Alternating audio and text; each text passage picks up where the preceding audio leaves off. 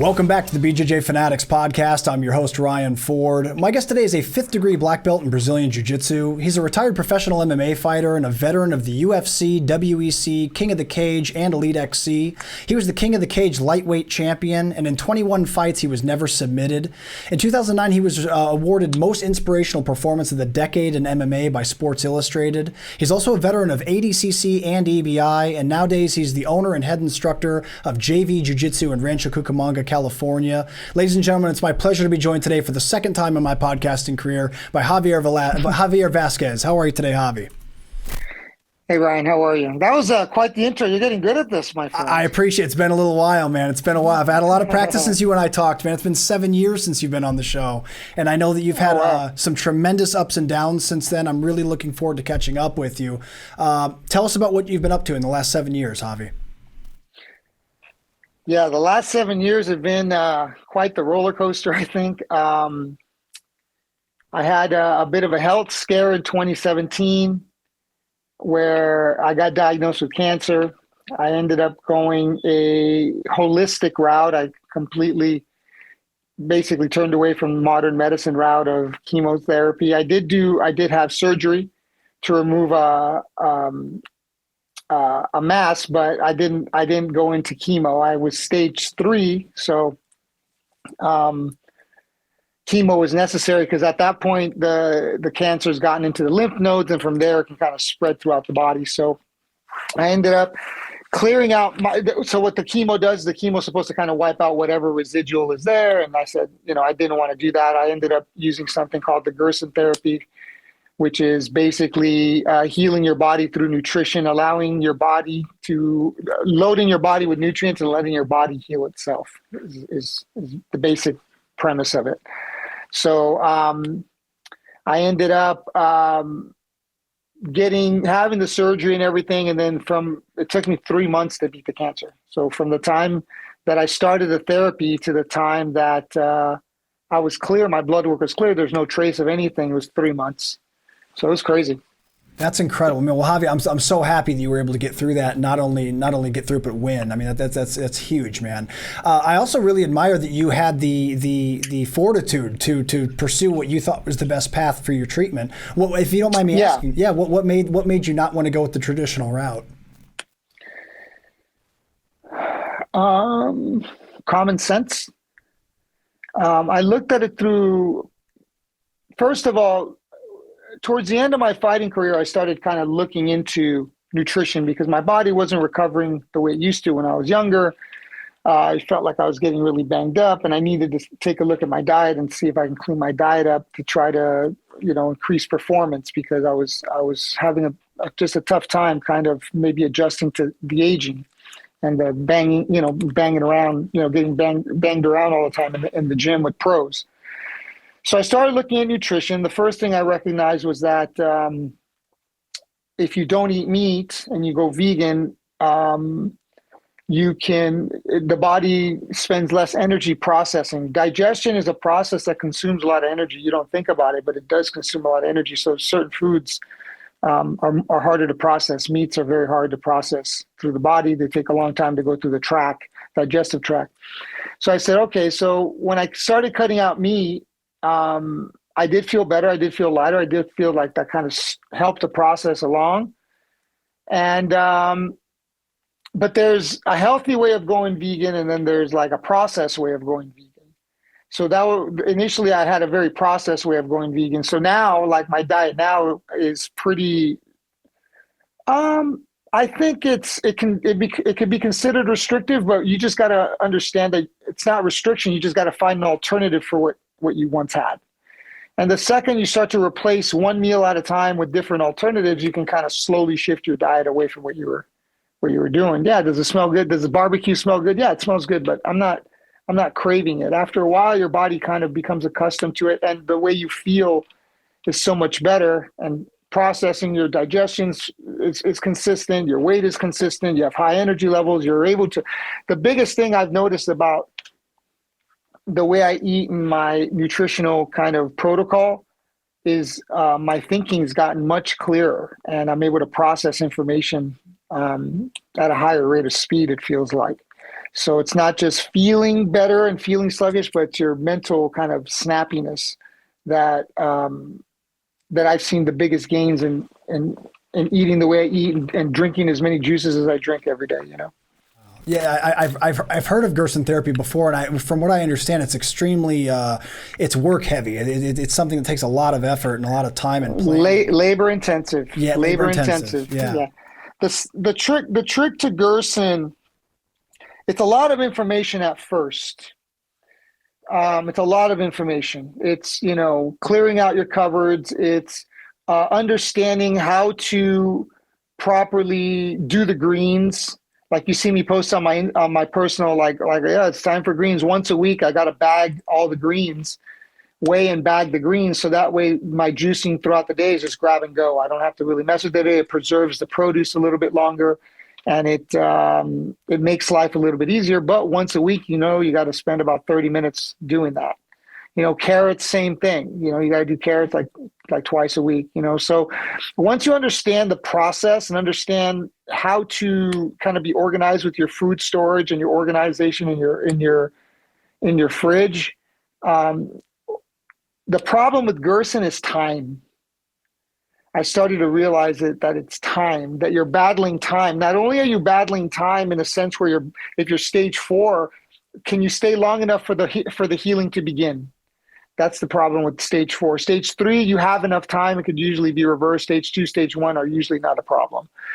You know, Gerson gives you an understanding of how the body works and what cancer truly is. And what I discovered, the biggest revelation that I had in the cancer,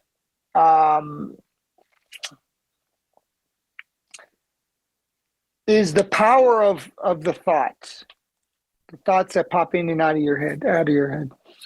Your thoughts can make you sick, and your thoughts can make you well. When I met with my surgeon, she was just like, are you a big meat eater? I'm like, no, I was vegan already at the time. Are you have a history of this in your family? I'm like, no. Are you under a lot of stress? I go, stress is like level 15 stress every day. And she looks at me and she goes, that's it. That's the variable. I was like 99.9% of people my age with my background don't get it. And then you got it. So you're the anomaly. So there's something in there that that triggered what happened. What you eat, what you drink, what you breathe, and what you think can make you sick or can make you better. So everything that you're intaking, the air, the water, the juice, the everything coming into the body affects it. And also what you think affects you. The daily thoughts, the daily stressors, the daily problems. Thinking of, oh, I can't get out of this. Oh, this person's beating me. Oh, this person's falling. Oh, is he cheating? These stressors, your body is able to deal with these stressors for a short period of time. A tiger's chasing you, adrenaline fills your body, the stress level and that anxiety and that energy exertion, because it's a high level of anxiety and stress in the body, are only supposed to be for short periods of time. We can recover after we're safe. But if you prolong this over years and years and decades, that constant chemical elixir that's being generated by your brain and it's being dumped into your bloodstream is over time changing the acidity of your body, changing the health of your body. Things start to break down. And if you're not taking the nutrition in to fix the problem, and you're not detoxing out all that negativity and all those chemicals, they build over time. And as those things build over time, they slowly start to degrade the body. So Gerson understood this. Gerson understood that if you're not supposed to be on a bunch of pills, you open your cabinets, a bunch of pills, there's major problems there. Those are pills that are fixing. You got to understand what the pills are. They are fixing the symptoms, giving you a chemical elixir to fix the symptoms, but that's not fixing the root problem. So you're just fixing, and then other problems can arise. So you're not fixing the root problems. What is a root problem?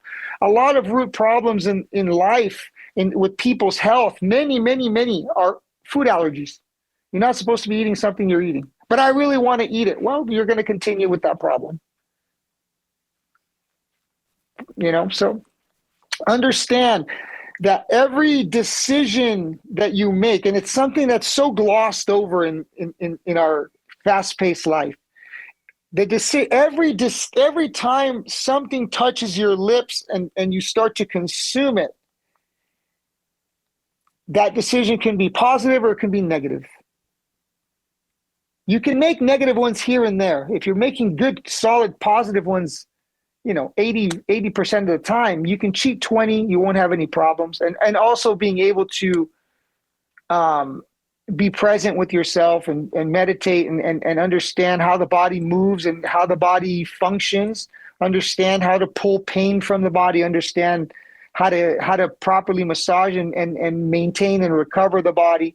All of these things are part of the lifestyle that people just kind of don't talk about. They just kind of break down and until I get hurt or until you get sick, you don't make some sort of a drastic shift. You have to be in some sort of a panic mode in order to finally make an adjustment where the rubber meets the road. You got to make the adjustment or else you die. That's kind of where I was at. Like, you either make the adjustment or you don't.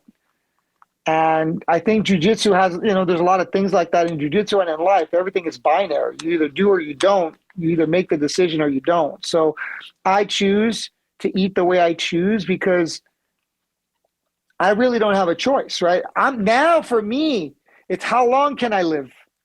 How long can I break the records? How long can I defy the odds? My oncologist called me he said I was committing suicide. He said that to my face. I just started laughing. My initial reaction was not, I'm afraid. My initial reaction was laughter because I knew it was going to work. Because it made sense. I was thinking in 6 months, I told my mom is like a 35-year respiratory therapist. She's in that industry, in the medical field. And she respected the decisions I made. She respected my decision. She didn't give me crap on it because she kind of already knew I was under a bit of pressure, right? So she goes, "Are you sure you just don't want to do the chemo?" I go, "Mom, at the time, I didn't have an academy. At the time, I had to get an academy quick. So I had to be able to teach quickly. I couldn't be a year and a half without teaching. So I had to be able to recover quickly. I gave myself 6 months to recover from the surgery, but then if I hit chemo, dude, that's at least another year of recovery after that. 6 months of the chemo and then plus however long to recover. So that puts me like at 2.5, 3 years. Gerson, I said 2 years. They tell you you're going to be on the heavy protocol 2 years. I cleared it so quick that I was off the main protocol in like 4 months. I was off the main protocol and they started to reduce my juices because it wasn't necessary for me to have to do 12 juices a day. They drop it to 9, then they drop it to 6, and then you maintain 6. Because now my body's kind of been altered. Now I got to keep this high level of nutrition to keep my immune system. My immune system is so hypercharged that any little thing, it just gets blasted. So I put myself in the position where I'm at, in the best possible position to win from where I'm at. From this point forward in my life, I have to fight this particular way to see how long we can endure. So now that's the battle for me. It's how many years? How many years? Am I going to live till 80? Am I going to live till 90? Am I going to live till 100? Am I able to recover from cancer and live to 100? Who's done that? That'd be amazing. You know what I mean? Well, man, it sounds like you're well on your way to it. I mean, obviously your health is you were already a healthy person before this, but I mean, now obviously you've kicked things into overdrive with this new lifestyle surrounding your nutrition. Yeah. Do you think that the Gerson Protocol is something you'd recommend just to anybody, whether they're sick or not? Is there practical use for it for everyday people? I think, let's get real. There are parts of Gerson that's not a problem. There are parts of Gerson for people, which is one of the most important parts that's a problem for people. So Gerson is broken up into 4 parts. The first part are the juices, right? So you're taking juices in, high levels of nutrition, easily digestible, easily absorbable. Nutrients go straight to the bloodstream. A bunch of different reasons to juice, right? And then we have a specific kind of juicers, which preserves the transition from fruit to juice. That transition, the machine that makes that transition, has to be made in a certain way to preserve and not overheat the enzymes in the food. The live enzymes in the food, it's the aliveness of the food. That is what's healing you. It's the aliveness of the food that's healing you. So that's the first part. The second part is to eat, is to take supplementation based on your particular blood work. You're going to be recommended or prescribed particular supplement protocol to fill in any adjustments of that you do. So then every juice, you have to take the supplements. So I organized the supplement tray. So I had supplements I could just no problem, because it's sometimes a lot of supplements, particular juices. And so I made a case. So I got the bagging in the fridge. I've got the supplements. I've got that organized. So to the best of anyone's ability, the way I do it's the fastest way to do it. Right. So you start cutting time. You start this is my framework. So juices, you got to be able to do prep for juices. And then you have supplementations, and you have to be able to organize and reload supplementation. The third part is the food. And the food, when you're on Gerson, it's very restrictive. No oil, no salt, limited spices, nothing processed. Basically, you're eating potatoes and vegetables every day. Wow. Then there's a Hippocrates soup, which is an all vegetable soup. You eat that twice a day. And you eat a salad twice a day. So your meal consists of your juice, your supplements, your soup, your salad, plus whatever your main meal. So you're eating all of this food, because you can't just take juice. The waste has to be able to filter through the body and out the colon. So you have to have soft bulk. So the food is made in a particular way where it's not hard to process. So it's just kind of pushing all of the waste through the system. So this has been thought of very thoroughly. Max Gerson did this in the 1900s, in the early 1900s. So you have your juice and organization. You have your supplements, organization. You have your food, and you got to learn kind of how to recook food. You got to learn how to cook food. Everything's got to be low heat. Nothing can be, no oil, very limited, very kind of blandish food. Now, the reason it's bland is because our taste buds are so hyper loaded with salt that we need salt to kind of taste anything. But when you cut out the salt, the saliva stops producing the salt. You stop the intake of the salt, your body's natural pH balance bounces, there's no salt, so then you can actually start tasting the food. So I don't have a problem with not tasting salt. So that's not a problem. The problem is the extraction of waste, which you say, oh, you just go to the bathroom. Well, you're doing coffee treatments, coffee enemas, 2, 3, 4 times a day sometimes. And then what that's doing is it's pulling out the toxins. So you're going in with the good, out with the bad, in with the good. So people have a stigma about it. And when they really understand what it is and the benefits of it, it's not that big of a deal. Once you kind of get the process down, it's not a big deal. But people have a stigma. For me, I don't care about the process. Are we winning or are we not winning? I only care about the results. So if it's winning, then it's winning. And you just kind of deal with it and understand that you got to remember that they cut a foot of my colon out, so my body doesn't push the food through as easily. So this kind of, if you think about it, you're kind of helping your body get rid of the waste without having to put any extra strain on your digestive tract that's already been compromised. So that's kind of the way I look at it. So for me, it's not a big deal, and it makes life predictable. So. Javi, that is really fascinating, man. I really appreciate you sharing that with us. And obviously, I'm happy it worked so well. I'm happy that you had such tremendous results with it. And it's something that I'll definitely be reading up more on myself, because that really is very fascinating. Let me ask you this. How do you think surviving cancer has renewed your perspective on life? What's been the biggest impact it's had in that regard?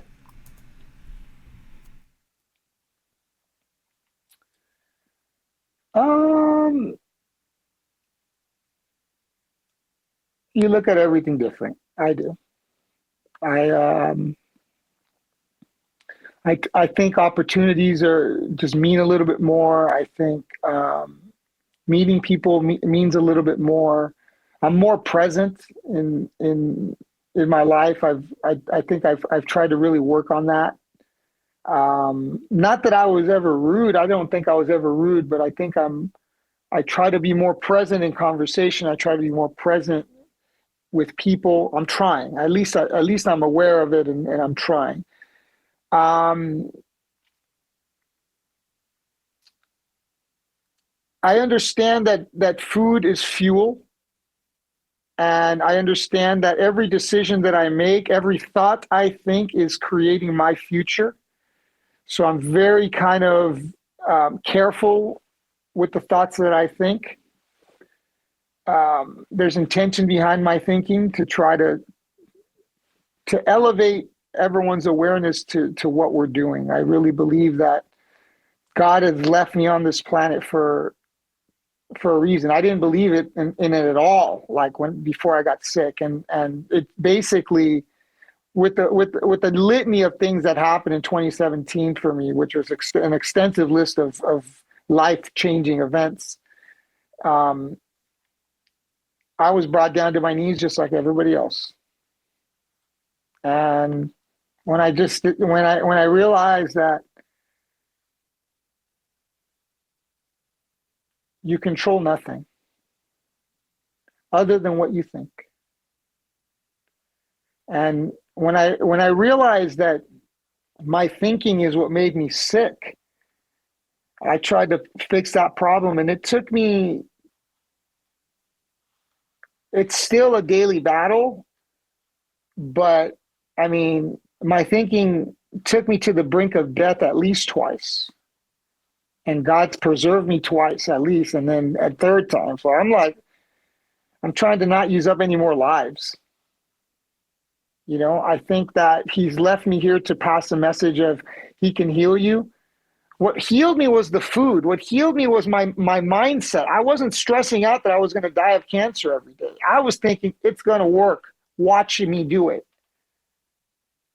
That was the difference. That I believed it was going to work.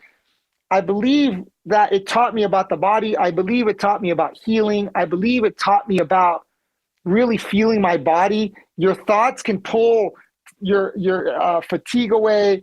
You know, when we spar, I've recognized that I do things to break you down psychologically. So having a life that you're at ease with, that you like your work, that you love your spouse, that you love your kids, and you're appreciative of the moments that are left. We're not guaranteed any days on this planet. So be grateful for what you have while you're having it. Even though you might be having, you know, loftier goals and bigger dreams to be doing bigger things, like you're going to get there eventually, but you have to appreciate the path along the way.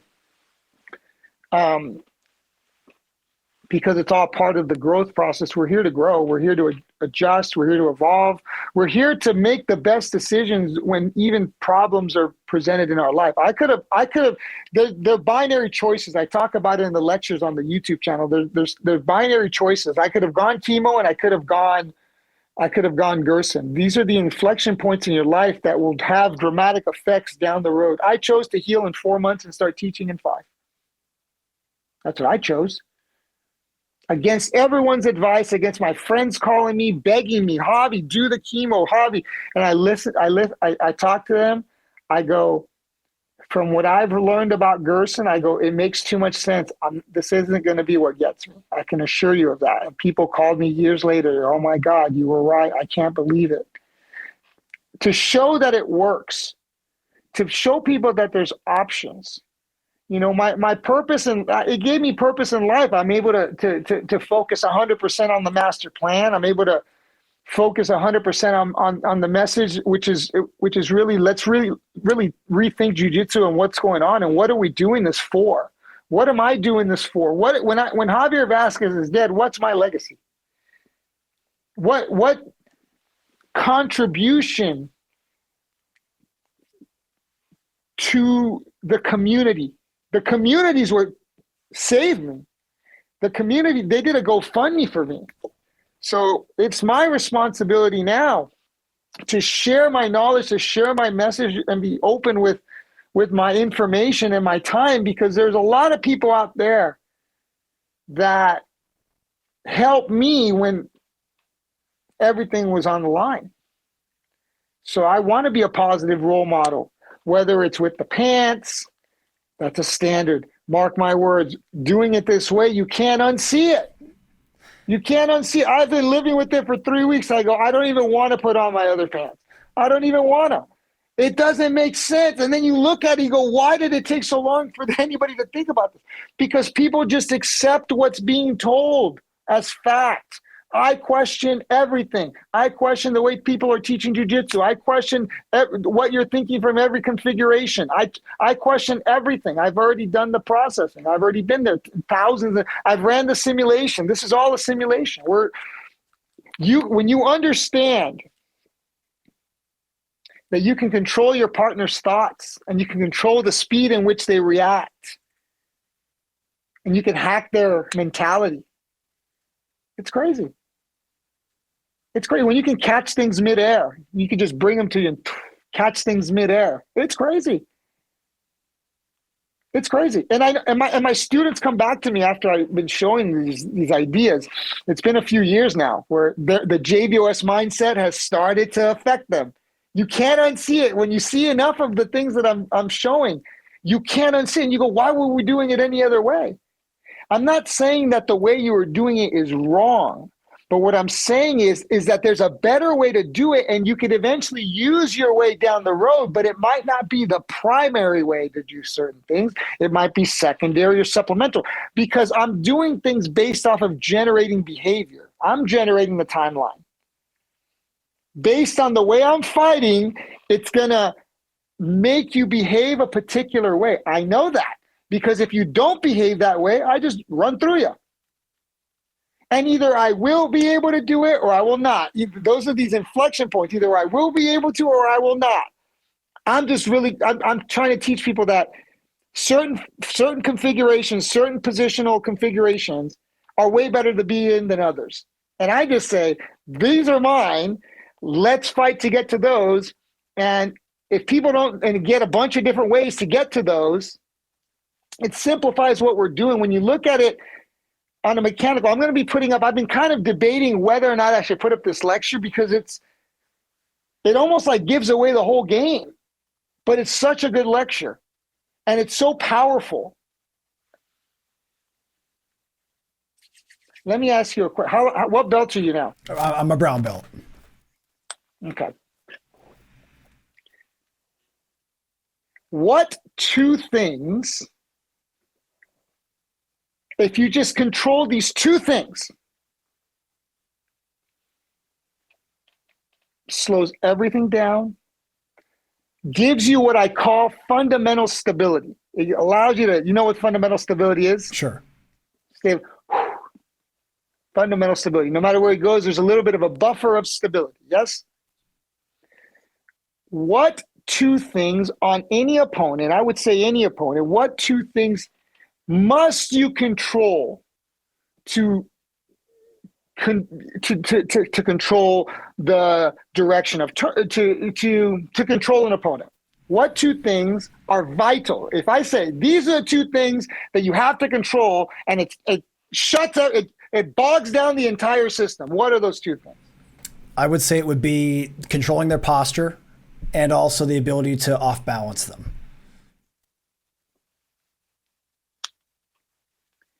I disagree. Okay, let me hear. You're thinking of it from a lens of technical ability. Okay. You have moves, you have things that you're doing using your legs and your hands in order to achieve particular goals. Yes? Yes. I'm saying that's not it. I'm looking at it in this perspective, what I call basic mechanics. I'm looking at it from a mechanical level, common sense. If I control two things, it changes everything. Your hands and your ability to turn. It's like everything slows. I know how to fight your hands from every configuration. I am better at fighting your hands than you are at beating mine from every configuration, top, bottom, mount, side mount, guard. Doesn't matter. I am better. I have analyzed the way. I'm not saying I'm going to win every single battle every single time, but what I have done is I fight the battles based on probability. How often am I going to win these battles? 80% against anybody. So when you take this level of effectiveness, 80+%, you're not going to win everything every time.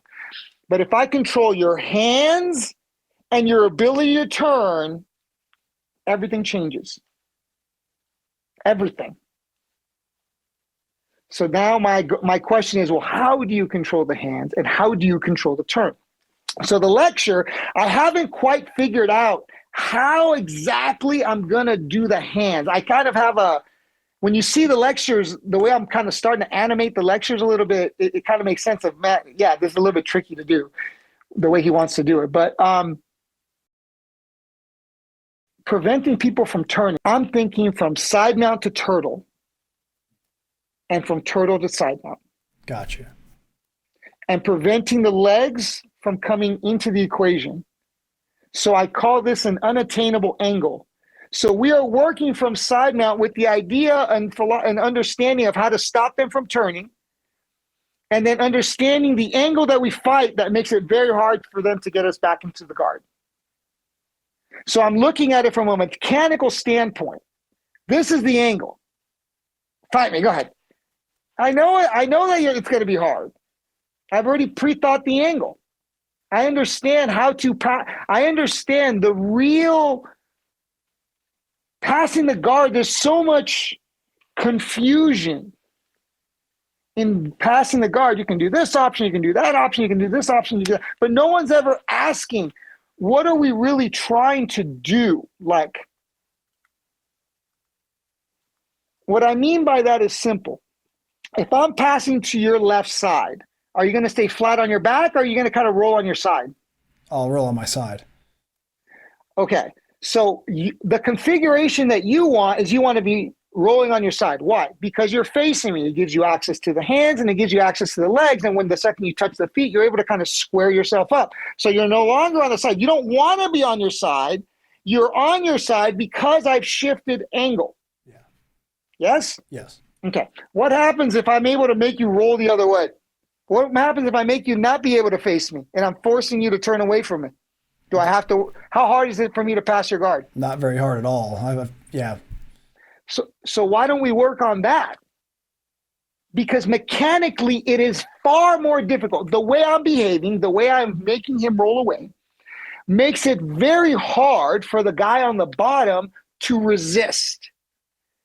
In order for him to stop me from turning him, he's got to clear something. If he's trying to fight me from turning him, I am in a better position to achieve my goal.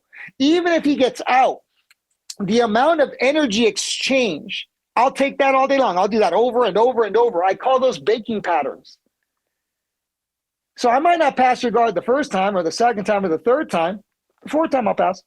And how much energy did I spend? Well, I only spent 2,000. Well, how much did you spend, Ryan? 8,000. I'm exhausted. So by the time I get the side mount, not only did I achieve my positional advancement, but I've also achieved a physical exertion. And then I keep the tension on. And then I prevent you from being able to rebreathe. I can feel your energy. It's made me, the diet, the lifestyle has made me hypersensitive to energy. I can feel your thoughts. I can hear your thoughts. It's crazy. I'm connected like on an energetic where I can feel your thoughts. And through my body movements, very subtle body movements will start to generate behavior. And then what I'm doing is I take the position. I go, okay, let's break this down analytically. What is the best way to attack this way? Obviously this way. So let's get really good at attacking this way. Now, when you attack this way, they're going to react in a particular way. I call that the central path. Every position has a central path. From there, the opponent's obviously going to behave. You're not going to win all the time. You'd like to win 80% of the time, 70% of the time. It's still a high success rate. I like those odds. And if you start getting really, really good at that, you win it more and more and more. And then it's only certain types of opponent or certain levels of opponent that are able to stop you. Okay, great, but we've been beating everybody else along the way. Okay, only the black belts can stop what I'm doing. Okay, only some black belts can stop what I'm doing. Yeah, but everybody else does. And then on top of that, the way I'm fighting is I'm designing results. Why am I fighting the way I'm fighting? Because it works all the time. Because it's easy to teach and transfer. It's more efficient. All of the positives. There's so many positives because they were designed into the system. The strategy was designed to produce those kinds of results. I don't believe anybody's asking those kinds of things. Like, what kind of results are we getting here? You learn 15 moves and how many work and which one's the most important? Which one should you start off on and which one leads to the next?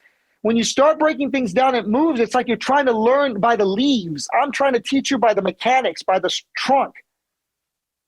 So we work from the trunk out. Yeah, you could eventually do these moves on the side, all these niche moves that people are doing, but do you really have to at that point? Do you have to go that far out in the tree to find the solution to the problem, or is the problem usually closer to the core?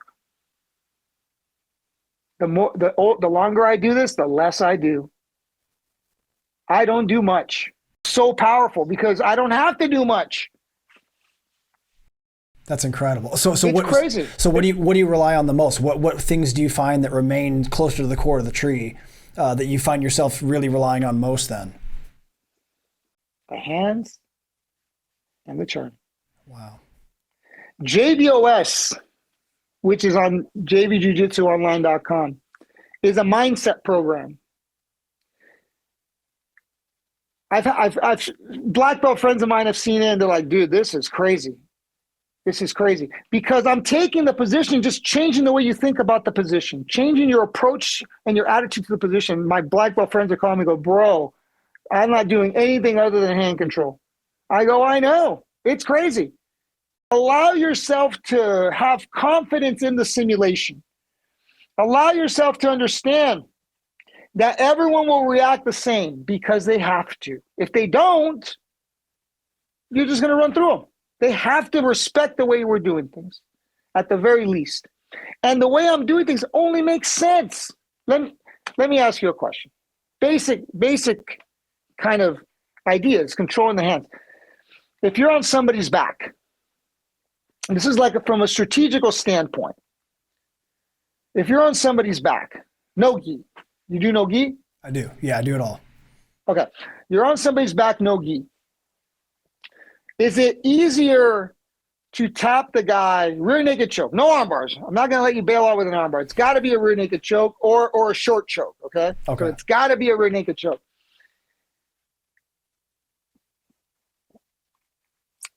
Is it easier to tap an opponent your size and belt? We'll keep that as a consistent variable. Is it easier to tap a guy if his arm is trapped or if his arm is not trapped? To me, it's easier if it's trapped. Why? Because he has one less hand to defend with and to hand fight with. How much? How many less hands does he have? 50%. 50% of his defense. Okay, we can go in there and attack, and they have 100% of their defense, or we can get there and it's 50%.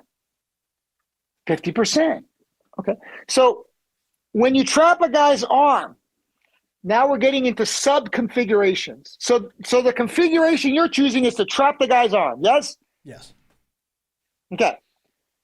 Is it better to trap the guy's arm in front of his body or behind his back? If you can trap it behind his back, that's pretty effective. Yeah. Right? So then how many different ways do you have to get to that configuration? Because once we get to that configuration, would you say that finishing is easy or hard? It's easier, much easier. 80%? Yeah, at least, yeah. So the battle is to get the arm behind the back. It's a lot easier than you think. It's a whole hell of a lot easier than you think. When I started to think to myself, wait a minute, it's easier behind the back. I started to do something called transitional wormholes. I taught Eric Paulson a seminar. The guys' heads were exploding. They're like, holy cow. Because everything I say makes complete sense. So when you start looking at it, okay, it's better this is level 1, this is level 2, this is level 3. Of course we want to be fighting from level 3. So why not try to get to level 3 the first one? So many positions that we just bypass and just let the guy's arms get out of the way.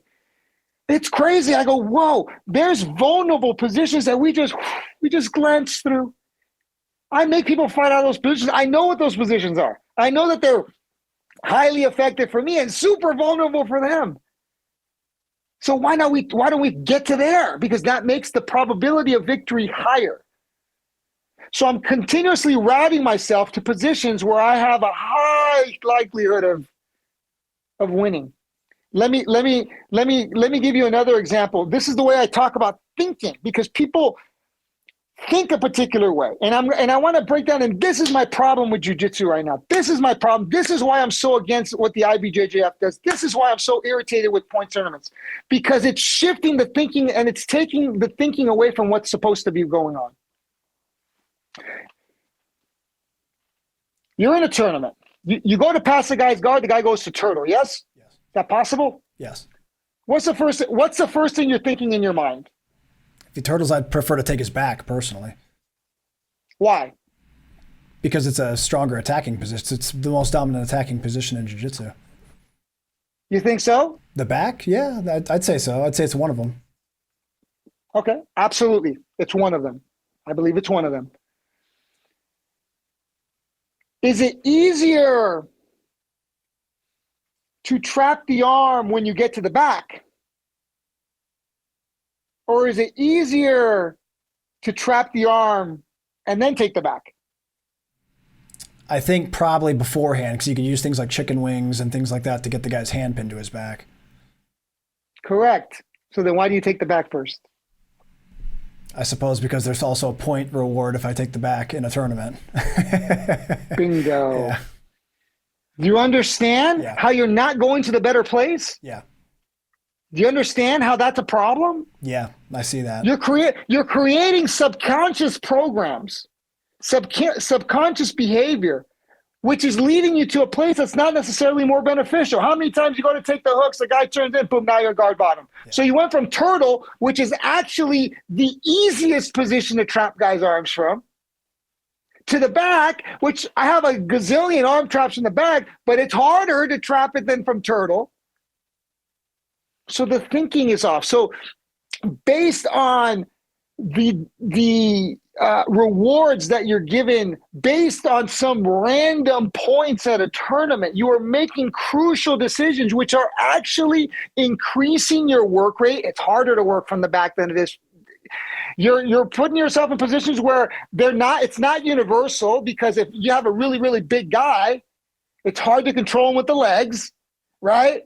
So think about it. The turtle, I believe, is a far superior position to attack from, or to at the very least trap the arm from.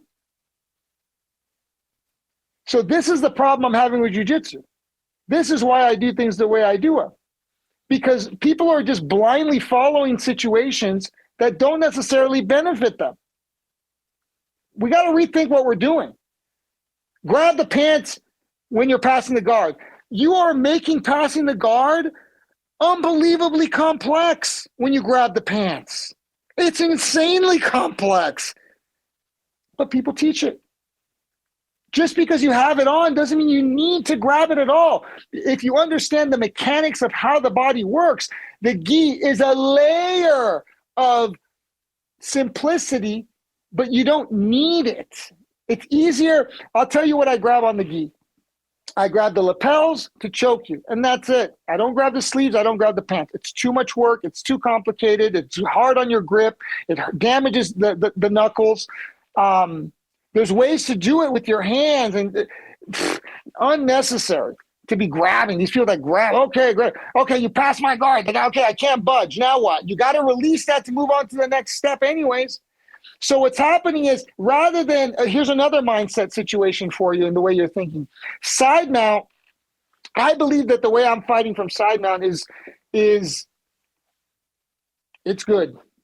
And it's far more simple than the way people are taught about side mount, because you have to understand how you're taught to escape side mount. The guy's in side mount, he has your neck, he has your arms, get out. What's the thinking that people have? Push the guy away. Push, make space, create distance. The guy on top has gravity and two tethers, the underhook and the neck hug. He is secure. He's attached to the space station. How are you going to pry him off when gravity is on his side and the ground is behind you? Think about that. It doesn't make sense. You're going against everything. He's able to hold you with weight.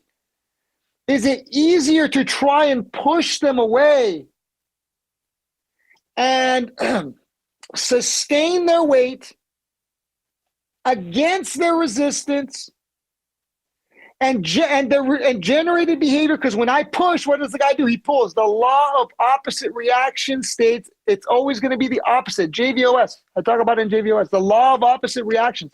This is like money in the bank. If I try to get out, what's he going to do?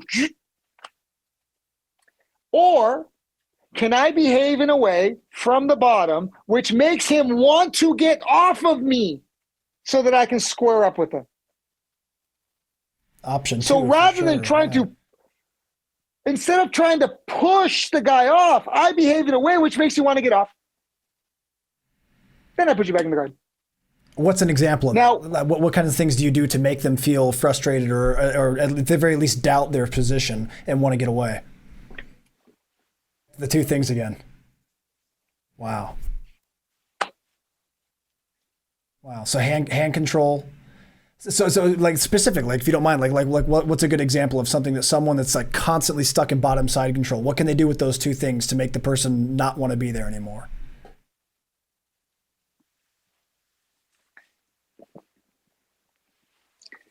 So tension can be generated from both directions. So let's think of side mount. Okay. So from side mount, tension is easily generated. Put your hands up, you put your chest on them, you get your knees off the ground, you're generating tension. Would you agree? Can you see this in your mind? Sure, absolutely. Everybody can see this in their mind. How do you generate tension from the bottom? How can you make him work and you not work? How can I make them tense and me be relaxed? Or at the very least, be sustainable in my tension for indefinite periods of time. Let me make it even simpler.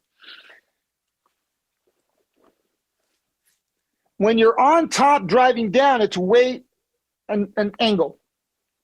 When you're on the bottom, what I'm trying to do is I'm trying to make them squeeze and be able to sustain and frame their squeeze. So they squeeze, but they can't get closer. The hands are trying to lock together. There is an acceptance of the failure and the lack of being able to do it. Acceptance. I talk about acceptance in JVOS. Understanding the behavior, understanding that things like the invisible force field, if you can't get your hands to lock, how often are you looking to just get your hands locked just so you can catch a breath? What if I don't let you lock your hands? What if my whole life is to keep your hands from locking? It keeps you in this tension and anxiety. This is a way to generate tension from the bottom and configuration shifts, understanding which configurations shift the tension from you putting pressure to me putting pressure. There's one shift. I can shift. Do you want me to give you one of them? Yeah, want me to give you a shift? Please, yeah. Okay, you're in side mount. Okay. And you're hugging his neck. You're in side mount bottom, and you're hugging the neck, and the guy has his arm around your neck, but you're hugging his neck. Okay. He's generating the tension. Sure. If I frame on the magical spot in front of his face, so going from around his head to in front of his face, the tension shifts. Yes. I call that a configuration shift. You went from one configuration to another, and that shifted the whole dynamic of the control. The control just swung in my direction. Now you can't go, you're blocked. You can't go this way anymore. Not here where you're getting collapsed, but here, proper framing, magical spot. So I can make you generate tension. I do it to everybody. And people are just like, why am I so tired? Because I'm like, because the second I put my hands on you, you're squeezing me. And as you're squeezing, I'm just advancing. Because you don't know how to, if you unsqueeze, I advance even faster. So you got to keep the squeeze. It's not sustainable. The squeeze that I make you generate is not sustainable. Over time, you exhaust. Because not only are you moving, but you're having to sustain this tension from the top and from the bottom. It's not just from the top that you can generate the tension. I can generate it through one configuration shift. Everything changes. I'm not saying I'm not working myself. I'm not saying that I myself am not in tension, but my tension is regulated through my breath. My tension is generated through the location, the targeted pressure of where I'm locating my pressure on said particular joint. So I'm very optimized in the way I'm doing my things. And that optimization creates, it creates endurance. I call it mental endurance. Because of the decisions I'm making, I'm more efficient. So I'm conserving more energy. I'm working less. So, and you're running. And I'm just kind of just chilling for 3 minutes. And then when I start to pick up the pace, because I want to pick up the pace, now you're starting to feel like you're drowning because you were already working at an unsustainable rate. So I'm breaking you down technically, strategically, and psychologically. I'm fighting in ways which make you behave in particular ways which benefit me. That's incredible. It's crazy. That's so It's cool. crazy. It's crazy. It's crazy. And like I said, because we've been taught moves, and like I watch people teach sometimes, and I just go, man, they don't know. And then my students are starting to finally figure it out because I'm hitting it. I've been like 6 years of JVOS, this kind of mindset. Ever since the diet, my whole mentality started to shift. I started to understand connection. I meditated my mind. I wanted to talk about this because I think this is so important. You know, your thoughts make your future, right? When I had surgery, I couldn't walk. It was very painful, the worst pain I'd ever experienced, I believe. And there's no way I can train. There's no way I can put pressure on my belly. So I was out of commission. There's nothing I can do about it. Even with knee surgeries, I would still be rolling a month out with kids or whatever to kind of get the roll. Couldn't do that with this. And when all I can do is just think, and I'd been to some Hickson seminars at the time, and I started to think about what is connection. Well, if connection is good and being disconnected is bad, how are you connected all the time? That's what I would start asking. And connection is tension. And I called Hickson several months later when I started thinking this way. I go, connection is not one thing. There's types of connection. There's variables in connection. And he starts looking at me and smiling. He goes, yep. Because you're now the world opens because now you're able to manipulate on a higher level because you're able to manipulate through the feel. It's not just through the vision. It's not just through the angle, but through the energy itself, the energy of the pressure itself, and understanding the relationship between the two energies, your energy and mine. And ultimately what happens is my energy, and based on my behavior, is controlling your decisions. And the decisions benefit me. They're predictable. I've been through the simulation tens of thousands of times against everybody. So I've seen it. I taught a seminar once in Jacksonville, right? And the guy was like a brown belt. He went to my seminar because I was talking about my underhook. There was a reel that I did that went viral when I started showing how I get people underneath people's arms. And again, you got to look at it mechanically. If you're in side mount and you try to dig an underhook, if the opponent, do you know what the factor that makes it easy or hard to dig an underhook from side mount is? There's one variable that's undeniable. Their elbow leaving the side of the body. The elbow is the correct location. How about this? High elbow bad, low elbow good. So then the question becomes, how can I get his elbow down there? Or how can I move myself to get the elbow down there? Because once the elbow is down there, guess what? It's on. So I'm not fighting to get the underhook from a bad position. I know what the good position is to get the underhook from. Low elbow. So I fight to get the low elbow. And then I get the underhook. Then I get out. So do you see how I'm starting the timeline earlier? I know that I want the underhook. I know that it's high. I know that I need it low. I know that I need to make the elbow go from high to low. And then once the elbow goes high to low, I'm out. And everything beyond that is whatever underhook game you have. But the problem is always getting the underhook. Well, that's easy. And then understanding the dynamic of being able to maintain tension while holding the underhook and preventing the underhook from ripping and then reinserting. Once you have that, I get the underhook. I don't lose the underhook. And if I do lose the underhook, guess what?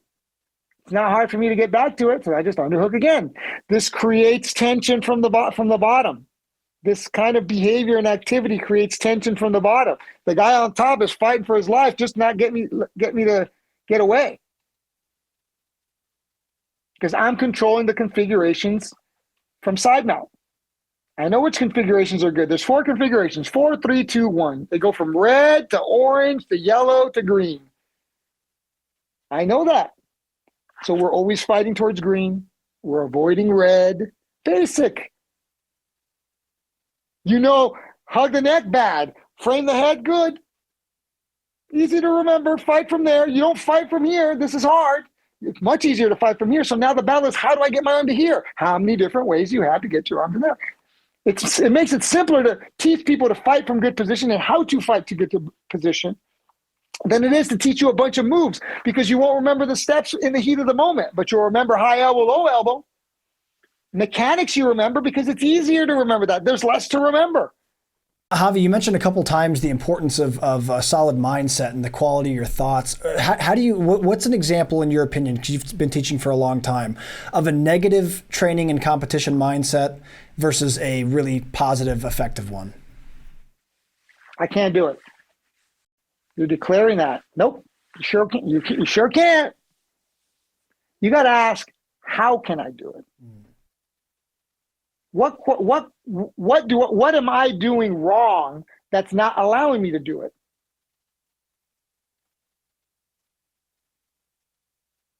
A good mindset is,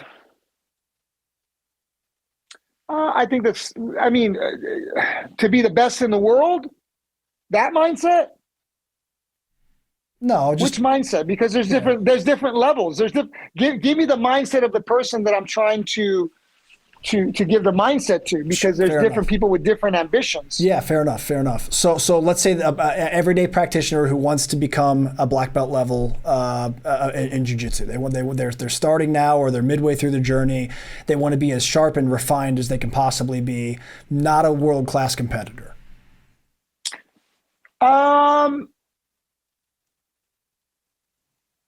A real simple one. Every time that you're on a mat, refine something new, learn something new, add something. Don't allow a day that you go on the mat and you leave the mat and go, I've learned that before. All of it, every single part of it. And if you have, ask the teacher to teach you something else. Pick up something. Every time that you're there, you should be picking up something, even if it's something so small. Like my students are like, it's the smallest things that you mentioned that change everything. I go, yeah, like the hands in the turn, right? He goes, yeah. It changes everything. It changes. Sometimes I think, because I'll do it to the kids, I do it to everybody, right? The same game. Whether it's my rear naked choke attack, I just kind of mess with everybody and just kind of do it, right? And then I'll do it to my blue belts and my purple belts and my brown belts, whatever, right? It's all the same. Then I'm like, well, it's just because they're my students. And then you go roll with other black belts and the same thing happens. It's like, well, maybe it's something else. Maybe this stuff is actually this crazy strong, this powerful, right? I question everything. You have to. It keeps everyone on their toes. It filters out the BS. If something's not working, there's a reason why it's not working. Maybe the technique sucks. Maybe the timing of the technique is not the right time. The right move at the wrong time is the wrong move. Sometimes you're putting an importance on a move that you're wasting your time on a move you don't need to be wasting your time on. There's only so much time we have in this world. Let's get good at the things that are really important, and everything else kind of, you can know it, but and there's moments where things just fall on your lap, and sure, take those moments where the things just fall on your lap. But when you're working day to day to try to beat people and defend yourself and fight in a way where you're not losing all the time, you kind of tend to realize that there's certain important things that you'd rather be spending your time on than other things. The other part of it is longevity and sustainability. Jiu-jitsu, you can't just eat like crap and do jiu-jitsu, because what happens is you become more susceptible to feeling bad when you're training, and you ultimately, because your body is maybe not as strong as it should be, you end up being susceptible to injury when your nutrition is off. And rest and recovery and maintenance and recovery, you got to be able to sleep. You're an athlete, so maybe you're not a world-class athlete, but you're still an athlete. So you still got to take care of your body in a particular way. You still got to supplement a particular way.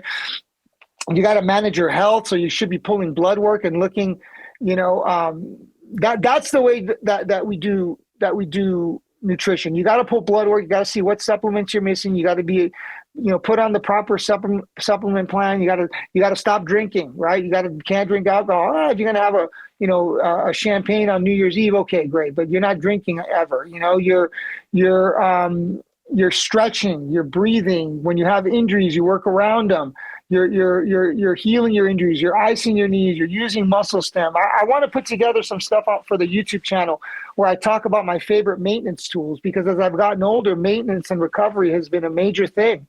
And be able to do this forever is the goal. Elio did it till he was in his 90s, right? So that's kind of the goal, is to never be able to stop and be able to take care of your body in a way where it can endure and be able to go long term, so that you can do this as long as possible. So when a person comes in, it's enjoy the ride. It's not get a blue belt and quit. This is part of your life. You wake up every week at some day or a couple days a week, and you go train and you go relieve the stress, and you understand how to deal with pressure, and you understand how to deal with being choked, and you understand the complexity of the art and the simplicity of the art, and you understand that this is all energetic. This is all spiritual and energetic. That's been the biggest leap that I've had in my game, has been like the real spiritual part of it, where I'm very present. I'm very connected to your mind, your body, your breath, your energy, your strength, your balance, everything. I'm kind of like become hyper-focused to it. And the smallest things give you the biggest results if you know where those small things are. And fighting in a way where I'm never contemplating like, oh, my toe is caught in his gi, but I don't want to let him pass my guard. Screw it, let the toe break, right? But he's not going to pass my guard, right?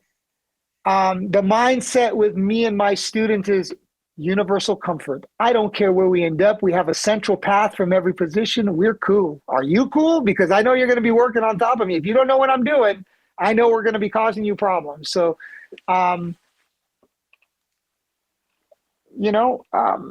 so there's the maintenance and recovery. Learn something every day that you get on the mat. Refine something. Understand that I meditated for 6 months on connection, understanding the angles and kind of the counter. I just started feeling it. I started feeling it in my mind. And when I rolled like 6 months later and I did it, it was like, holy cow, I just learned it by thinking about it. So the more you think about it, you're actually wiring the hardware together. So when you do it, it feels like you've already done it. That's incredible. That is so cool, man. It's crazy. Yeah. It's crazy. Wow. It's crazy.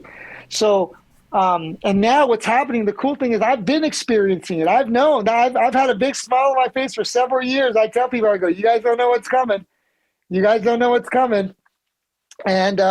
And what's happened is I've started to teach through this lens. So the vocabulary that we've kind of laid a base foundation in JVOS, now we're expanding.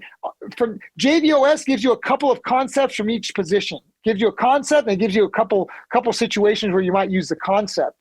But so that kind of gives your mind, like, it starts to kind of plug things together. I tell people, take your time when you watch it and kind of go experiment, then watch the next section, then go experiment, then watch the next section, because it's too much information. You get kind of lost. But if you break it up into sections and go, oh, if you always understand that the hands are the most important thing, that's what you go to.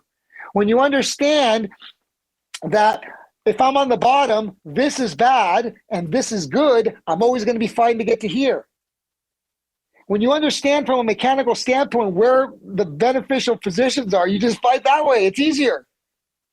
Doesn't matter how you get there. I don't care how you get there. Just know you got to get there. And people will figure out their own ways. That's your way. That's great. You want to see my way? Great. This is my way. Oh, I like your way better than my way. Which way is right? They're both right. At the right time, each one worked, right? Yes. Which one works better? Your way or my way? Well, this way only works this way when it's in this particular spot. Correct. Well, which way works that way most frequently? Your way. Your way is more consistent. Correct. Because I ran the simulation enough to know which way works the best. We start from there. And everything else is secondary and supplemental. So you start from the trunk, which is positionally based chapters. You start from each positional perspective has its own central path. And then from the central path, you start to generate a timeline of events, which is highly successful for me. And then off of that, reactions happen. And the reactions are very easy to counter. We're getting it up. It's as you can imagine, it's a major project to do this, to simplify it, the artwork that's going along with this. So I'm putting it out at honestly, I've realized I'm starting to become familiar with the process that I'm able to put the stuff out. My body goes through like kind of waves of creation. So there's always work to do. Like I think I've got a total of like 12 terabytes of video. Wow. And content. Wow. So JVTV is getting put up now. That's on jvjujitsuonline.com now. That's what's getting put up, JVTV, which is the monthly subscription service. We've got the lectures on the YouTube channel, which kind of delve into why I'm doing what I'm doing, how I learned jiu-jitsu, and why I'm teaching it the way I'm teaching it, and what my desired results are. All of those lectures, JVOS Mindset, are there as well, to where I'm giving just some basic ways of thinking and kind of the way the real world works, kind of understanding the way the world works, and understanding that a lot of the times the people don't remember moves and people get lost out there is because they're not present. They're so hyper, there's so much anxiety because they don't know what's coming.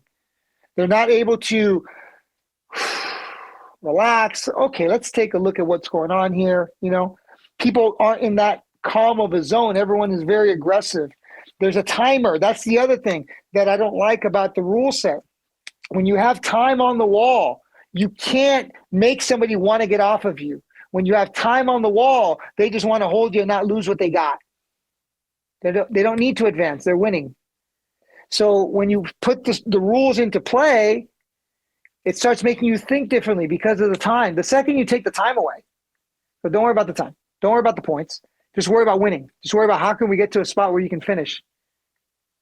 You're in side mount top on top of me, but you feel like you're losing. Is the position helping you? You know what I mean? Like, who's actually winning? Who's actually winning? It's who's actually in control. Who's taking damage?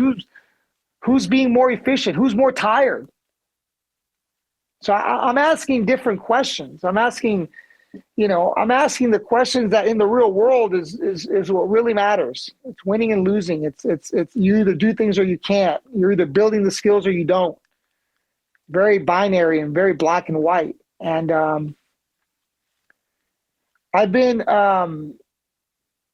it's been a wild ride, man. It's been a wild ride. I have eventually I'm going to put up one presentation I have on the channel where I show the way my mind was, and then kind of how it's been organized, and now where we're at now. So I've kind of taken all this information. Like I said, we've come down to two things.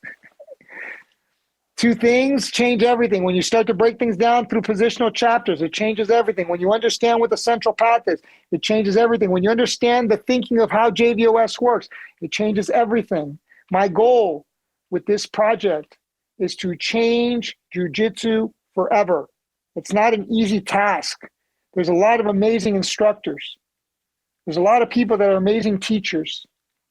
I want to put what I'm doing near the top, if not at the top, with the level of detail, with the level of consciousness and awareness of what is actually happening, with the level of simplicity where anybody can do it, right? So it's a very tall order. I've been getting a lot of great feedback. My students have seen what I call RSD, rapid skill development, about every 3 months. Like clockwork, the mind shifts about every 3 months, thinking this way, doing what we're doing. And what you're getting when your mind shifts like that and you're able to understand it on such a simplistic level, the level of effectiveness goes up and the students get better faster. And they go, oh, we're not getting any better. Then they go to an open mat and they roll with people that don't know what we're doing. They're like, oh my God, it's so easy. They don't know. I go, I know. They don't know. Unless you're defending the way I'm telling you, unless you're doing things the way I'm telling you, it comes down to two things.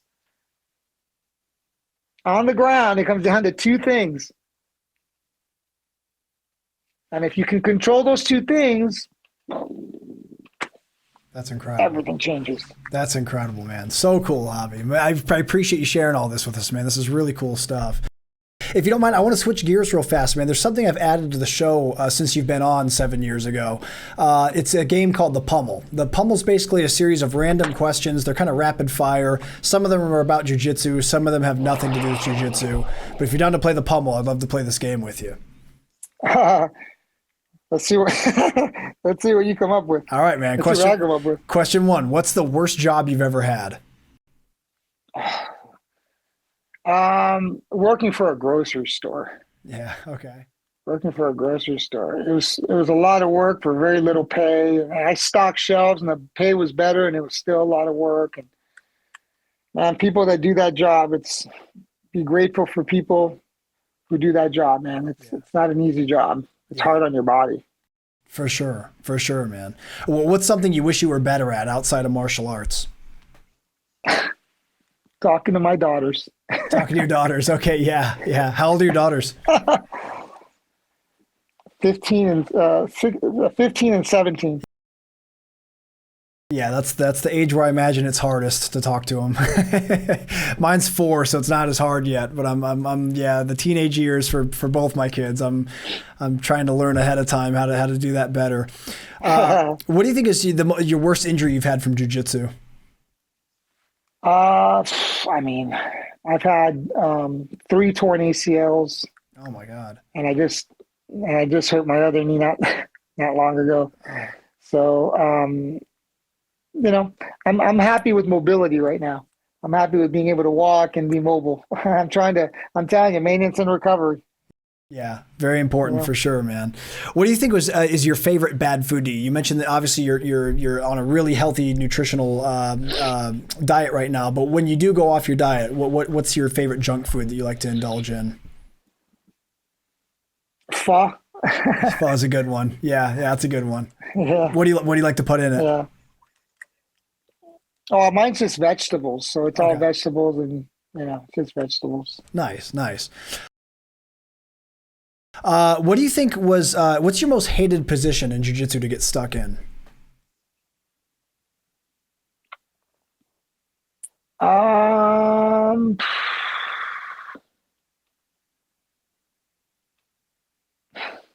don't feel stuck in any position. Yeah. Like, you got the central path, right, for everything.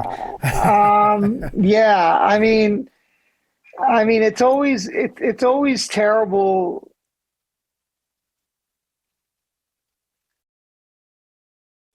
It's side mount. It's side mount because as good as I am at side mount, when you understand how to do what we do,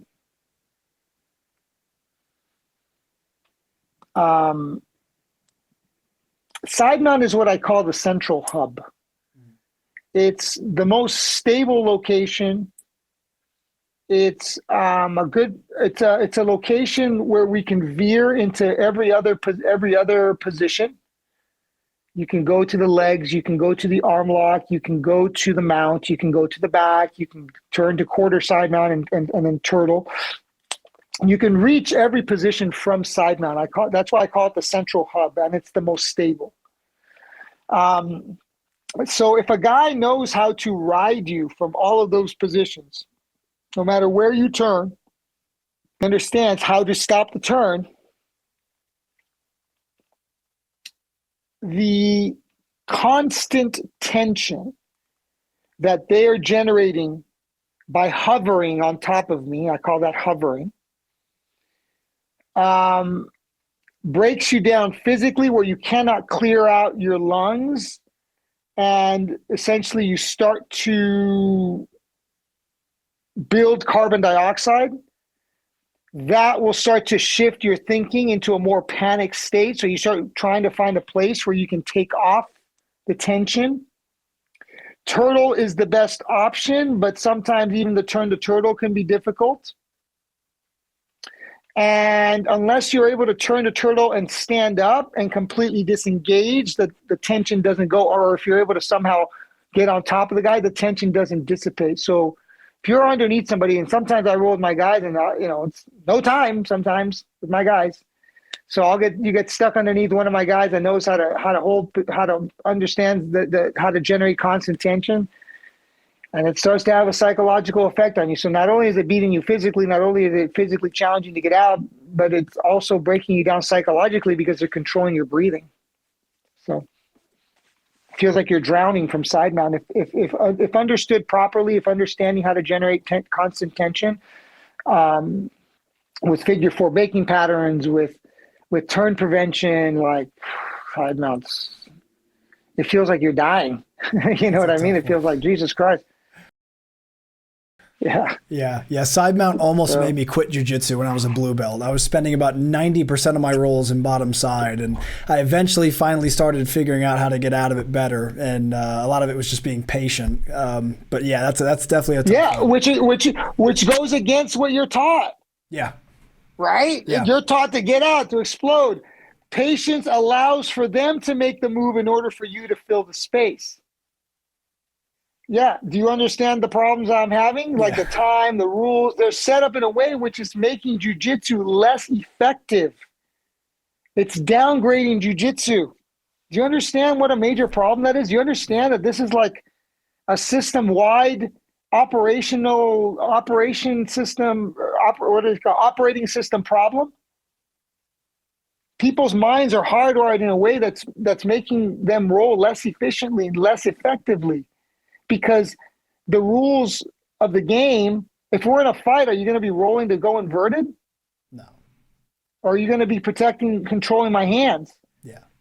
So the punch defense element of the martial art is already baked into the way I'm rolling.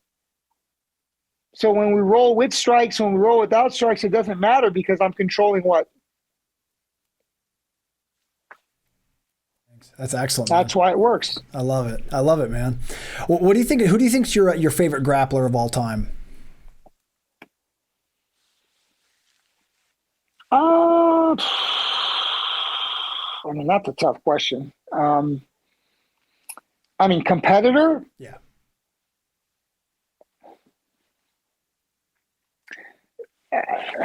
Man, that's a tough question for me. I mean, I look at it as people who have contributed to the whole. That's where my focus is right now in my legacy, whenever I'm not around anymore, is that he contributed to the whole. Hoist contributed because he showed the world the effectiveness of jiu-jitsu with a guy that didn't look like he can fight his way out of a paper bag, which he obviously could. Hickson brought a spirituality to the art. Elio brought an intuitiveness and a defensive prowess to the art. Carlson brought an aggressiveness and an effectiveness to the art. Henzo is an amazing spokesperson, has created a bazillion people. Marcelo Garcia changed the game when he demonstrated the effectiveness of pulling guard and taking everyone's back and choking them out. Eric Paulson is an encyclopedia of information across a variety of martial arts. He's contributed to the whole. Eddie Bravo showed the importance of no-gi grappling to the jiu-jitsu community. He's contributed to the whole. Hedon and Henna are great ambassadors to the sport, and they still have a purity and an effectiveness and a mindset that was transferred by Elio, but they're, the ones that speak for the vast majority of us as a whole. So everyone's I'm going to bring the strike-based element and the high levels of effectiveness, the central path, the master plan, all of the things that I'm bringing with my mindset. I hope I'm going to be spoken of as highly one day to those people. That's how I'm judging myself on the best and the greatest in the sport. That's how I want my legacy to be defined. And people have trained with me know, and I'm slowly getting the word out and building my following, because that wasn't my focus for my many years. My focus was to be the best. It wasn't to have the largest social media following. My focus has always been to be the best and to teach the best stuff and to blow people's minds. When I teach a seminar, they go, "Wait, I'm not gonna, you can't unsee what I teach. Once I show it and once it's in there, it's too good. Why would you want to ever change it? Why would you ever want to do it any other way?" Right? So that's the kind of impact I want to have on people. It's not just, another jiu-jitsu instructor that's just collecting stripes because it's that time of year again. That doesn't interest me. What interests me is a high level quality of product. What interests me is leaving behind a base of information that has simplified the art to a point where, hey, let's all get on board behind this person's method. At least we got this base layer of information that's incredibly effective. And now it's just a matter of test it against the world. I know that what I was doing when I was competing was working. It's just my job to be able to make it duplicatable, which I have. That's awesome, man. That's outstanding. I really like that. Javi, who'd you say is your favorite superhero? Superman. He flies. Nice. Excellent. If you could have a supernatural superpower, what would you have? Reading people's thoughts. You can get whatever you want if you know what you're dealing with. Yeah. If you can see their hand, everything else is cake. That's absolutely right. That's absolutely right. What do you think is the most important characteristic a person can have?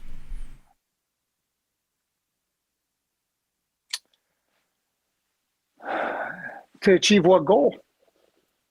To just be the best person you can be, I guess.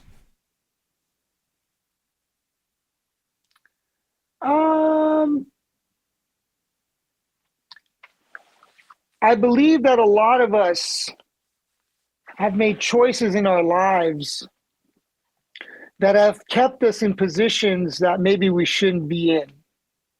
Maybe you take a job for a steady paycheck when you were maybe some super talented musician and you didn't follow the dream, and you chose to kind of limit yourself because of the benefit of your family or your kids, or you just thought that was you were maybe afraid to take that leap. So what happens is we become complacent with where we're at and complacent with our thinking, and we stop evolving. We kind of stop growing. So I think that understanding that growth is why we're here. It is our job to evolve, to leave our genetic footprint through our DNA and through our children, and to improve the species through our genetic code, right? Through our passing of our knowledge, through our passing of our genes, through, kids and things of that nature. And understanding that continuous growth and understanding how to adapt and evolve in life is a vital skill. So understanding that your ability to adjust and adapt to life, no matter what it throws at you, is what it's about. It's learning how to grow, learn, and adjust, and that's, I think, one of the most valuable skills, right? And then to be able to live your life off of what you dream in your head, I think that's the funnest way to live. I've been living like this, basically since I found God, but I'm just kind of thinking up of what I want and trying to make it real. So I think the creation of things is very important, and if you're not creating, that's part of the human experience, to create and to leave behind your knowledge. How are you going to do it? Right? All of us have this responsibility. If you're not doing that, you're limiting yourself. So I always say this because it blows me away. I didn't talk to Hito for a while. I hadn't seen him for a while. I was dealing with a lot of things, and we ended up getting together about a year ago now. And he goes, "It's crazy." He goes, I haven't seen each other for years. He goes, "It's crazy. You're just as excited now about getting better. You're continuously searching to get better. Like, you want to get better." I go, "What are we doing here? What are we doing?" He goes, "I'm just happy to stay here where I'm at forever. You are constantly shifting and configuring things to continuously try to improve the mechanism, right?" And I'm just like, that's what we're doing. It's never good enough. I've got it down to two things. I've narrowed it down to two things. It's like whether or not you can do that. If you can do those two things, simplicity is the key. The longer I do this, the less I do. That's incredible. And all of the moves that you learn, they're all on the periphery. They're all on the leaves of the tree. It's crazy. It's crazy. That's so cool. Javi, final question for the Pummel game, man. If a zombie apocalypse breaks out right now in Rancho Cucamonga, what's the first thing you do?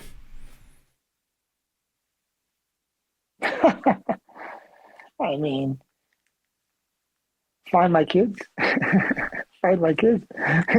Find my kids and my family and get everyone together and go from there. I mean, that's what you got to do first, is find a plan: food, water, shelter. Yeah. Good answer, man. Good answer. And Javi, that was the final question for the Pummel game. Congratulations, you win. You got your double underhooks. So Javi, man, you mentioned something during the Pummel. Actually, you mentioned that you hope that the thing that you're remembered for is, as part of your contributions to the art, is the striking element of jiu-jitsu, and that's always been something. Even when you and I spoke 7 years ago, that you were very passionate about. How can people train striking within jiu-jitsu? What are the best practices for safety and for learning how to do it properly? I mean, you can baby it down. Obviously people not trying to hurt each other. Just touch the person's face. Just touch their face. Just touch it. Because what you're trying to get used to is the angle which the hand comes in, and being inside of this angle. And understanding, if they're inside, how to trap and then regain the angle. Understanding how not to lose inside control. How to maintain inside control. I talk about this, all about this in JVOS. Hand control is king. Inside control is queen, if anything. Right? So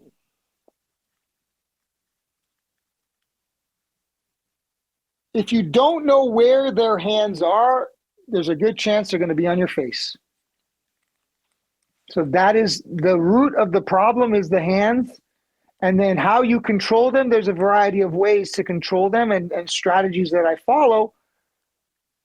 But it doesn't take away the fact that they are the problem.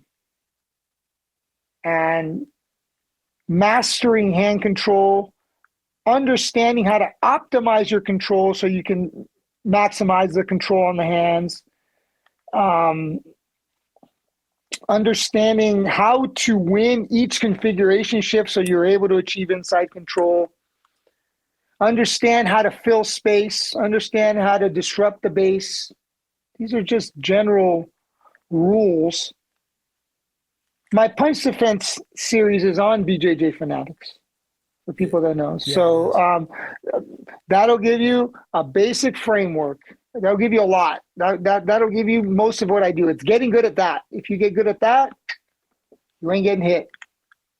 Yeah, it's an excellent instructional. I've actually watched start to finish and really enjoyed it a lot. I especially love the around the world concept that you show. That's been actually something that has not just helped me for like MMA type sparring, but also just regular day-to-day jiu-jitsu. It's been a great way for me to use those controls even when someone's not trying to punch me.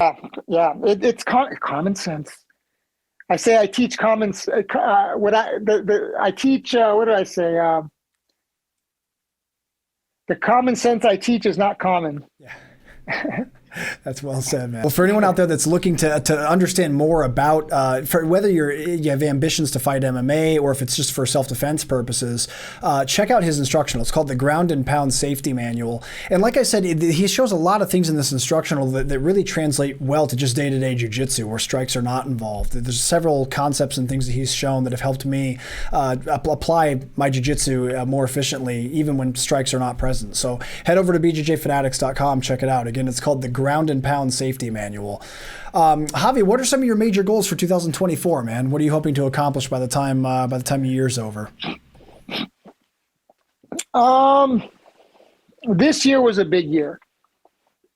We got the JV Jiu-Jitsu online up. We've got 5 chapters, maybe 6 chapters of JV TV up. JVOS is up. JV Basics is up.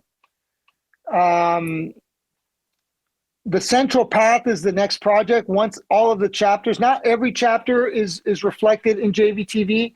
I think, I don't want to say it wrong, but I'll just say not all the chapters. I think that there's maybe like 10 chapters or so of the 18 chapters that we have for the master plan. But JVTV is kind of like, I wanted it to be like an intro, an affordable way to kind of view my content so you can start seeing some of the systems, and then we go into deeper kind of, there's no real priority in JVTV. In the Central Path, I'm going to give you the exact priority and how things are really going to work. But JVTV is a huge library of content. It's by the time it's all said and done when all the chapters are up, it'll be over 700 videos of content. And then when the Central Path comes out, I really believe that that's going to be a really big deal. There's chapter lectures for the Central Path, so it kind of gives you an overall order of operation. It kind of gives you a 30,000 mile view of each chapter, and then what the Central Path is, and then highly defined, detailed, frame by frame, battle by battle, how to win and achieve the Central Path. And then if the opponent is too good at defending the Central Path, how to go into secondary and supplemental options, which will very easily be generated by your Central Path attack strategy. So lots of things, like it's so much stuff. So we got most of JVTV up. I think by the end of this month, we'll have at least a couple more chapters. So all of JVTV will be up, I'd say no later than the first quarter of next year. And then we'll probably start releasing the Central Path, maybe hopefully 2 or 3 chapters of the Central Path next year. And, we'll be dripping out content online for the foreseeable for a while. I've got a lot of content in the pipeline. And, why did I start this project? I wrote the 16 original books that I wrote. It took me 4.5 years to write those books. I think there was like 2,300 pages or something like crazy of the original books. I'm gonna eventually put those up when I get them edited. At some point, I'll get those edited. I call them Javi's notebooks. So you'll see when I wrote those as I was writing them to my daughters. So move by move, step by step, starting point. So as if I wasn't here, I was leaving those for them. And then when I got all that done, I started to analyze, and that's where the central path started coming. I'm like, this should be first. Because I was teaching the moves in this order. I go, wait a minute, this should be first. This should be. So I started to base them off of the central path kind of mindset. And now we're at where we're at. So each system is hyper refined. And then I came up with the 4 configurations, and I came up with the configuration theory as a whole. Configuration theory gives you a better understanding. That's part of like basic mechanics. When you understand how to fight when you understand what the red configurations are and what the green configurations are, and you understand how to fight from red to green and how to avoid getting put from green to red, you always tend to be fighting from positions that are winnable. And when you're fighting from positions that are always winnable, you're going to lose less. And that improves effectiveness and efficiency, and it makes the student be faster, get better faster. So it just kind of, everything is kind of baked into the cake in the way I present the material.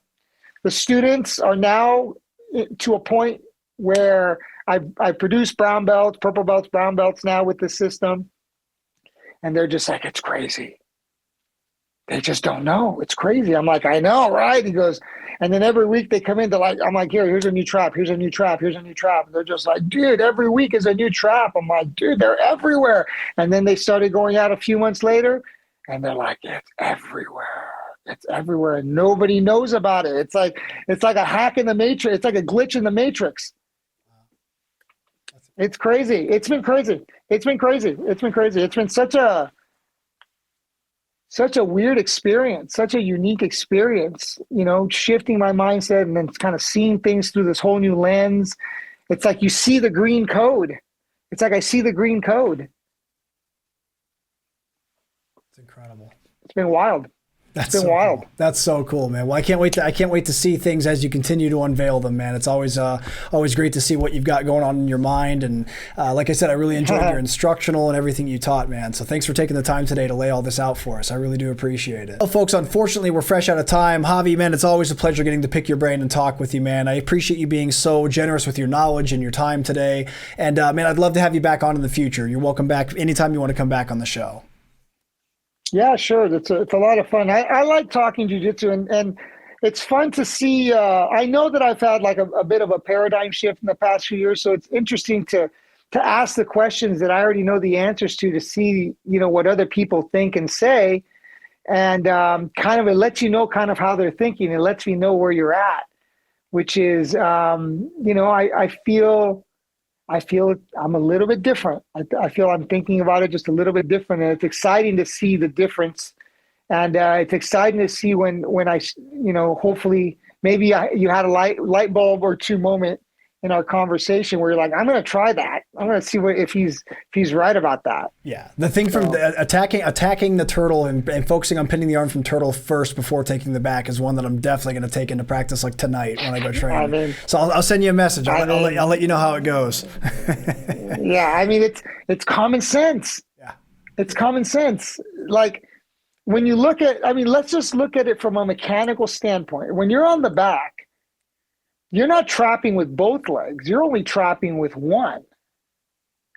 But because your other leg has to be secured around the body. But when you take out the legs and you have the over-under, and I call it chest to back, right?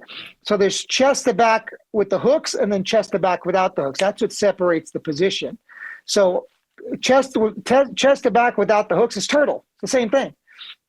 So how many legs do you have available to trap the arm? You got both too.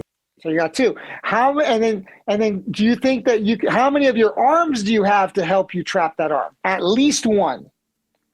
At least one. Because the other one you got to hold on. Sometimes you can use two, but you got to hold on with one. So you can't rely on it because it's got to be busy holding on.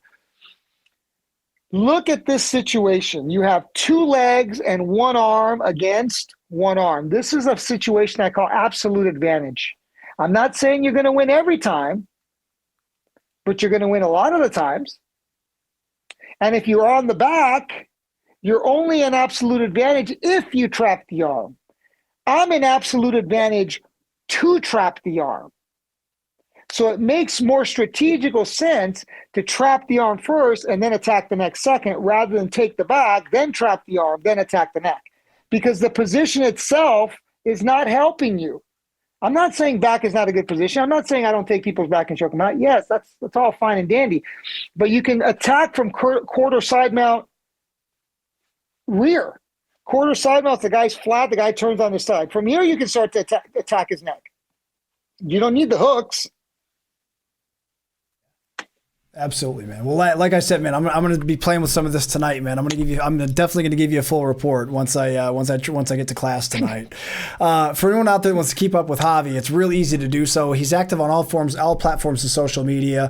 Facebook is JV JiuJitsu. Make sure you guys follow them there. He's got 2 Instagram accounts, JV JiuJitsu, and the other is the real Javier Vazquez. He's also on X. It's Javier Showtime on X. YouTube is JV JiuJitsu 9351. That's the name of the channel. Make sure you guys subscribe there and hit the little bell icon to get notified when he adds new videos. Also, guys, if you're ever out in Rancho Cucamonga, California, he's got a great academy out there. It's been there for many years. Check him out, JV Jiu-Jitsu in Rancho Cucamonga. If you can't make it out to California, you can learn from Javi anywhere in the world here at BJJFanatics.com. We talked about his instructional today, the Ground and Pound Safety Manual, which is outstanding for anyone with ambitions of MMA or a better understanding of self-defense, using your jiu-jitsu in situations where someone can or will punch you. So make sure you check that out if you're interested in that kind of knowledge. And Javi, I appreciate your time once more, my friend. Thank you so much. And the TikTok. I'm on the TikTok now. Oh, you're on TikTok.